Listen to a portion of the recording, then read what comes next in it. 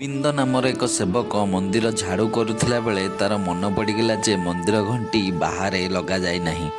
ମନ୍ଦିର ଘଣ୍ଟି ଆଣିବାକୁ ସେ ତରତର ହୋଇ ମନ୍ଦିର ଭିତରକୁ ଗଲା।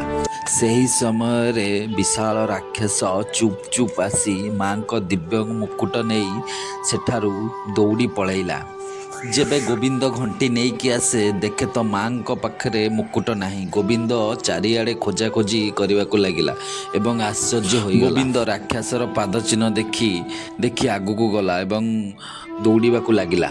ଗୋବିନ୍ଦ ଜାଣିବାକୁ ପାଇଲା ଯେ ଏହି ରାକ୍ଷସଟି ଏକ ଗୁମ୍ଫାରେ ବସିକି ଅଛି। ଗୋବିନ୍ଦ ଦେଖିଲା ଯେ ରାକ୍ଷସ ମୁକୁଟ ଦେହରେ ତେଲ ଢାଳି ଜାଳିବାକୁ ବସିଛି। ଗୋବିନ୍ଦ ରାକ୍ଷସ ପାଖକୁ ଦୌଡ଼ିବାକୁ ଲାଗିଲା। ଆସିବା ବାଟରେ ତେଲ ପକାଇ ଦେଇଥାଏ। ଗୋବିନ୍ଦ ଆସିବା ବେଳେ ମୁହଁ ମାଡ଼ିକି ପଡ଼ିଯାଏ। ରାକ୍ଷସଟି ଚେନରେ ବାନ୍ଧି ଗୋବିନ୍ଦକୁ ଫୋପାଡ଼ି ଦିଏ। ସେବେଠାରୁ ମା ପ୍ରକଟ ହୋଇ ରାକ୍ଷସଟାକୁ ବଧ କରନ୍ତି। ଯଦି ଭିଡ଼ିଓଟି ଭଲ ଲାଗିଛି ଚ୍ୟାନେଲକୁ ଗୋଟେ ସବସ୍କ୍ରାଇବ୍ କରିଦିଅନ୍ତୁ। କମେଣ୍ଟ ବକ୍ସରେ ଜୟ ମାତା ଦେଇ ଲେଖିଦିଅନ୍ତୁ।